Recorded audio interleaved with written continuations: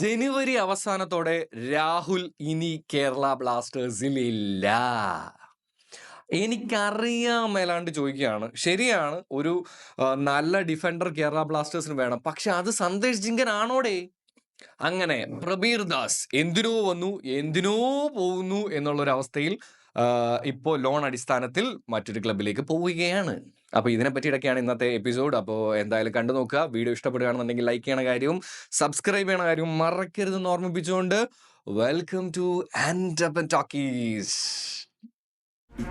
തമ്പിതിരിയിലാതിരി തീപ്പെട്ടി കൊണ്ട് പൂപ്പൊട്ടുകാലുല്ലാസപൂത്തിരി പച്ച പരിഷ്കാരി പച്ച മലയാളി പുരുഷാമ്പോത്തലാലി.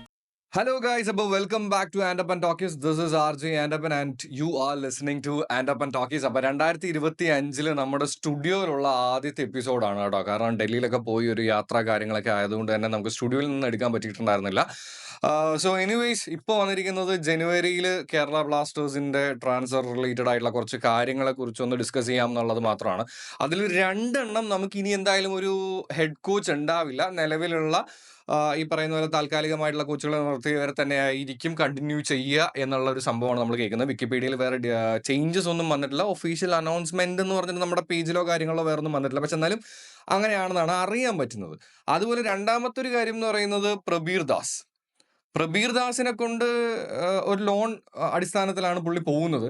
സോ അതുകൊണ്ട് എന്തെങ്കിലും പ്രശ്നം കേരള ബ്ലാസ്റ്റേഴ്സിന് ഉണ്ടോ എന്ന് ചോദിച്ചു കഴിഞ്ഞാൽ, എന്നെ സംബന്ധിച്ചിടത്തോളം പ്രബീർ ദാസ് എന്ന് പറയുന്നത് എപ്പോഴും ഇമ്പാക്റ്റ് ഉണ്ടാക്കാൻ പറ്റില്ലെങ്കിലും ഇടയ്ക്കൊക്കെ ഒരു ഇമ്പാക്റ്റ് ഉണ്ടാക്കുന്ന ഒരു താരമായിട്ടാണ് പേഴ്സണലി എനിക്ക് ഫീൽ ചെയ്തിട്ടുള്ളത്. സോ അതുകൊണ്ട് തന്നെ അദ്ദേഹത്തിന് കളിപ്പിക്കാത്തതിൽ എനിക്ക് വിരോധം ഉണ്ടായിരുന്നു. ലൈക്ക് പുള്ളിയെ കൊണ്ടുവന്നിട്ട് 2 വർഷത്തോളം എടുക്കാറായി, എന്നിട്ടും എത്രമാത്രം മത്സരങ്ങൾ പുള്ളി കളിച്ചു. ശരിയാണ്, ഫിറ്റ്നസ് ബാക്കി കാര്യങ്ങൾ സംഭവങ്ങൾ ഉണ്ടെങ്കിൽ പോലും വിരളിൽ എണ്ണാവുന്ന മത്സരങ്ങൾ മാത്രമേ കളിച്ചിട്ടുള്ളൂ. അതുകൊണ്ട് ലോണിൽ പോയാൽ എന്താ കുഴപ്പം എന്ന് ചോദിച്ചു കഴിഞ്ഞാൽ, എന്താ കുഴപ്പം? ഒരു കുഴപ്പമില്ല, പൊക്കോട്ടെ. ഇത് ആരും പോകുന്നതല്ല എനിക്ക് കേരള ബ്ലാസ്റ്റേഴ്സിൽ ഒരു പ്രശ്നമായിട്ട് തോന്നിയിട്ടുള്ളത്. കാരണം എന്താണെന്ന് വെച്ച് കഴിഞ്ഞാൽ, പോകുമ്പോൾ അതിനുള്ള പ്രോപ്പർ റീപ്ലേസ്മെന്റും കൂടെ മാനേജ്മെന്റ് കരുതണം എന്നുള്ളത് മാത്രമേ എനിക്ക് പറയാനായിട്ടുള്ളൂ. അതുപോലെ തന്നെ എന്തായാലും നമ്മുടെ നിലവിലെ ഹെഡ് കോച്ച് തന്നിട്ടുള്ള നമുക്ക് വന്നിട്ടുള്ള അറിയിപ്പ് അനുസരിച്ച് നമ്മൾ നോക്കുകയാണെന്നുണ്ടെങ്കിൽ ഐമനും അസറും ഒക്കെ തിരിച്ചു വരികയാണ് ഈ വരുന്ന പഞ്ചാബുമായിട്ടുള്ള മത്സരത്തിൽ. ഓൾറെഡി കൊച്ചിയിൽ അവന്മാരൊക്കെ നമുക്ക് തന്നു. ഇനിയിപ്പോൾ പഞ്ചാബിൽ പോകുമ്പോൾ ഓൾറെഡി രാഹുലിനോടുള്ള വിരോധവും കാര്യങ്ങളും എല്ലാം വെച്ചിട്ട് കിടിലൻ അടിയായിരിക്കും എന്നുള്ള കാര്യത്തിൽ ഒരു സംശയം എനിക്കില്ല. എന്തായാലും അതിനെപ്പറ്റി വേറൊരു വീഡിയോ ഞാൻ ചെയ്യുന്നുണ്ട്.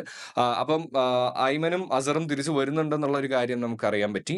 അതുപോലെ തന്നെ ജനുവരിയിലുള്ള ഒരു സങ്കടപ്പെടുത്തുന്ന കാര്യം എന്ന് വേണമെന്നുണ്ടെങ്കിൽ പറയാം, 2 മത്സരങ്ങൾ, ഇനിയും 2-3 മത്സരങ്ങൾ ചിലപ്പോൾ ഈ പറയുന്ന പോലെ തന്നെ വിപിനും അതുപോലെ തന്നെ ജീസസും എടുക്കും തിരിച്ചു വരാനായിട്ട് എന്നുള്ളൊരു അപ്ഡേറ്റും കൂടെ നമുക്ക് കിട്ടിയിട്ടുണ്ട്. ഇതൊക്കെയാണ് നിലവിൽ ഇങ്ങനെയുള്ള കാര്യങ്ങൾ. അതുപോലെ റൂമേഴ്സിന്റെ കാര്യം നോക്കുകയാണെന്നുണ്ടെങ്കിൽ ജനുവരി ഒട്ടും മോശമല്ല കേട്ടോ. കിടിലൻ റൂമേഴ്സ് ഒക്കെ വന്നു പോകുന്നുണ്ട്. കാര്യം എന്താണെന്ന് വെച്ച് കഴിഞ്ഞാൽ, സന്ദേശ് ജിങ്കനെ തിരിച്ചു കൊണ്ടുവരാൻ പോവാണ്, ഡിഫൻസ് സ്ട്രോങ് ആക്കാൻ എന്നുള്ളൊരു കരക്കമ്പി കേട്ടു. അതിനെ പോസിറ്റീവായിട്ട് എടുക്കുന്ന ഫാൻസും ഉണ്ട്, നെഗറ്റീവായിട്ട് എടുക്കുന്ന ഫാൻസും ഉണ്ട്. എൻ്റെ ടേക്ക് എന്താണെന്ന് ചോദിച്ചു കഴിഞ്ഞാൽ, ഞാൻ നെഗറ്റീവാണ്. ബിക്കോസ് ഗോവയിൽ പുള്ളി ഓക്കെയാണ്. കാരണം കുറച്ച് കാലമായിട്ട് പുള്ളി ഗോവയിലുണ്ട്. അതുകൊണ്ട് ഗോവ ടീമുമായിട്ട് പുള്ളി സിങ്കായി ആ രീതിയിൽ ജിങ്കം പോകുന്നുണ്ട്. ഗോവയിൽ നല്ല പെർഫോമൻസ് ആണ് കാഴ്ചവെക്കുന്നത്. മോശം താരമൊന്നും അല്ല താനും ഗോവയിൽ. പക്ഷേ കേരള ബ്ലാസ്റ്റേഴ്സിന് ഇപ്പോൾ ഒരു റീപ്ലേസ്മെന്റ് എന്ന് പറഞ്ഞു കഴിഞ്ഞാൽ, യെസ്, അത് ഈ ഒരു സീസണിലേക്കുള്ള ഒരു റീപ്ലേസ്മെന്റ് ആണെങ്കിലും അതോടൊപ്പം തന്നെ നമ്മുടെ ഫ്യൂച്ചറും കൂടെ പ്ലാൻ ചെയ്തിട്ട് വേണം. സോ അങ്ങനെയാണെന്നുണ്ടെങ്കിൽ ജിങ്കനൊന്നും ഒരിക്കലും ഒരു നല്ല ഓപ്ഷനായിട്ട് എനിക്ക് പേഴ്സണലി തോന്നുന്നതേ ഇല്ല. എന്തിനാണ് ഈ റിട്ടയർ ചെയ്യാൻ പോകുന്നവരെ എല്ലാത്തിനെയും വിളിച്ച് നമ്മുടെ ക്ലബിലേക്ക് കൊണ്ടുവരണമെന്ന് എനിക്ക് ഇതുവരെ മനസ്സിലായിട്ടും ഇല്ല. അപ്പോൾ എന്തായാലും ഒരുപാട് കാര്യങ്ങളുണ്ട്. പക്ഷെ അതിൽ ഏറ്റവും സങ്കടപ്പെടുത്തുന്ന, എന്നെ സംബന്ധിച്ചിടത്തോളം ഏറ്റവും സങ്കടപ്പെടുത്തുന്ന ഒരു കാര്യം എന്താണെന്ന് വെച്ച് കഴിഞ്ഞാൽ, മലയാളികളുടെ സ്വകാര്യ അഹങ്കാരമായിരുന്ന KP രാഹുൽ ഇനി അങ്ങോട്ട് ചിലപ്പോൾ നമ്മുടെ കൂടെ ഉണ്ടാവില്ല എന്നുള്ള, ഈ ജനുവരി കഴിയുമ്പോഴേക്കും ട്രാൻസ്ഫറിൽ പുള്ളി പോവും എന്നുള്ള റൂമേഴ്സൊക്കെ വരുന്നുണ്ട്. പക്ഷേ ഏത് ക്ലബിലേക്കാണ് എന്നുള്ള കാര്യത്തെക്കുറിച്ചൊന്നും പ്രോപ്പറായിട്ടുള്ള സംഭവങ്ങളൊന്നും ഇല്ലെങ്കിലും ഒരു സൗത്ത് ക്ലബ്ബാണ് എന്നുള്ളതാണ് അറിയാൻ പറ്റുന്നത്. അത് ISL തന്നെയാണോ എങ്ങനെയാണോ എന്താണോ എനിക്ക് അറിഞ്ഞുകൂടാ. പക്ഷെ എന്തായാലും ഇപ്പം കേൾക്കുന്ന കരക്കമ്പികളൊക്കെ വെച്ച് നോക്കുകയാണെന്നുണ്ടെങ്കിൽ ജനുവരി കഴിയുമ്പോൾ കേരള ബ്ലാസ്റ്റേഴ്സിൽ നമ്മുടെ രാഹുൽ ഉണ്ടാവില്ല എന്നുള്ളതാണ്. ഒരുപാട് വിമർശനങ്ങൾ ബ്ലാസ്റ്റേഴ്സിൽ നിൽക്കുമ്പോൾ കേൾക്കുന്നുണ്ട്. അതുകൊണ്ട് തന്നെ ഒരു സെൻസിൽ ആലോചിക്കുകയാണെന്നുണ്ടെങ്കിൽ ബ്ലാസ്റ്റേഴ്സ് വിട്ടുപോകുന്നത് രാഹുലിനെ സംബന്ധിച്ചിടത്തോളം എന്തുകൊണ്ടും നല്ലതായിരിക്കും. കാരണം ഇപ്പം നമ്മുടെ സഹലിന്റെ കാര്യം എടുത്തു നോക്കാം. കേരള ബ്ലാസ്റ്റേഴ്സിൽ നിന്ന് പോയിട്ടുള്ള താരങ്ങളെല്ലാം മറ്റ് ക്ലബ്ബിൽ പോയി അടിപൊളിയായിട്ട് പെർഫോം ചെയ്യുന്നുണ്ട്. അവർക്ക് ട്രോഫികൾ കിട്ടുന്നുണ്ട്.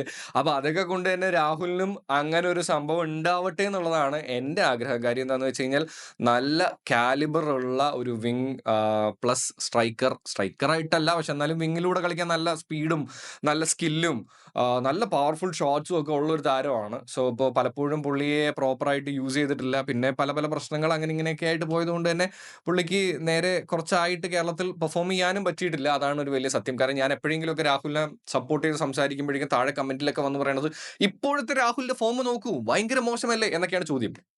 ശരിയാണ്. പക്ഷെ ചിലപ്പോൾ മറ്റൊരു ക്ലബ്ബിൽ പോകുമ്പോഴേക്കും കുറച്ചും കൂടെ പ്രഷർ ഇല്ലാതെ രാഹുലിന് കളിക്കാനായിട്ട് പറ്റും. നല്ല രീതിയിൽ പെർഫോം ചെയ്യാനായിട്ട് പറ്റും എന്ന് ഞാൻ വിശ്വസിക്കുന്നു. എന്തായാലും ജനുവരി കേരള ബ്ലാസ്റ്റേഴ്സിനെ സംബന്ധിച്ചിടത്തോളം ഒരു എന്താ പറയുക, ഭയങ്കര ബിസി ആയിട്ടുള്ള ഒരു ഷെഡ്യൂൾ ആയിരിക്കും എന്നാണ് എനിക്ക് തോന്നുന്നത്. മത്സരങ്ങൾ ഒരു സൈഡിൽ, ട്രാൻസ്ഫറും ലോണും കാര്യങ്ങളും ഒക്കെ മറ്റൊരു സൈഡിലായിട്ട് ഫുൾ ഓൺ ആയിരിക്കും ജനുവരി എന്നാണ് എനിക്ക് പേഴ്സണലി തോന്നുന്നത്. എന്തായാലും നമുക്ക് കാത്തിരിക്കാം. എന്തായാലും ഈ കാര്യങ്ങളെ കുറിച്ചൊക്കെ ഉള്ള നിങ്ങളുടെ അഭിപ്രായങ്ങളും താഴെ കമന്റ് ചെയ്യുക. സ്പോർട്സ് റിവ്യൂ ആയിട്ട് ഇനി വരും വരേക്കും എല്ലാവർക്കും നല്ലൊരു ദിവസവും അടിപൊളിയായിട്ട് ഇരിക്കാനും കൂടെ വിഷയമാണ്. അറിഞ്ഞായിരുന്ന വല്ലതും, അതായത് ചൈനയിൽ ഏതോ ഒരു വൈറസ് ഒക്കെ വന്നു തുടങ്ങിയിട്ടുണ്ട്, ആകെ സീനാണെന്നൊക്കെ പറയപ്പെടുന്നുണ്ട്. അങ്ങനെയൊക്കെ ആണെന്നുണ്ടെങ്കിൽ അടുത്ത കോവിഡ് ആവുമോ? കോവിഡ് കഴിഞ്ഞിട്ട് അതേ രീതിയിൽ എന്തൊക്കെയോ ആണെന്നൊക്കെയാണ് റിപ്പോർട്ടുകൾ വരുന്നത്. എന്തായാലും അതിനെപ്പറ്റിയുള്ള ഡീറ്റെയിൽ സംഭവങ്ങളൊന്നും അറിയില്ല. വേറെ വലിയ പ്രശ്നങ്ങളൊന്നും ഉണ്ടാവാതിരിക്കട്ടെ. ഇനി ഒരു കോവിഡോ അല്ലെങ്കിൽ കോവിഡ് പോലത്തെ ഒരു സാധനമൊന്നും സഹിക്കാൻ നമ്മളെ കൊണ്ട് പറ്റുമെന്ന് എനിക്ക് തോന്നുന്നില്ല. എന്തായാലും എല്ലാവരും ചില്ലായിട്ടിരിക്കുക. ചിൽ കുപ്പിച്ചിൽ. നിങ്ങളുടെ അഭിപ്രായങ്ങൾ താഴെ കമന്റ് ചെയ്യുക. വീഡിയോ ഇഷ്ടപ്പെടുകയാണെന്നുണ്ടെങ്കിൽ ഒന്ന് ലൈക്ക് ചെയ്യുന്ന കാര്യവും സബ്സ്ക്രൈബ് ചെയ്യുന്ന കാര്യവും ഷെയർ ചെയ്യുന്ന കാര്യവും കൂടെ മറക്കരുത് എന്ന് ഓർമ്മിപ്പിച്ചുകൊണ്ട് ആൻഡ് പോയി മക്കളെ.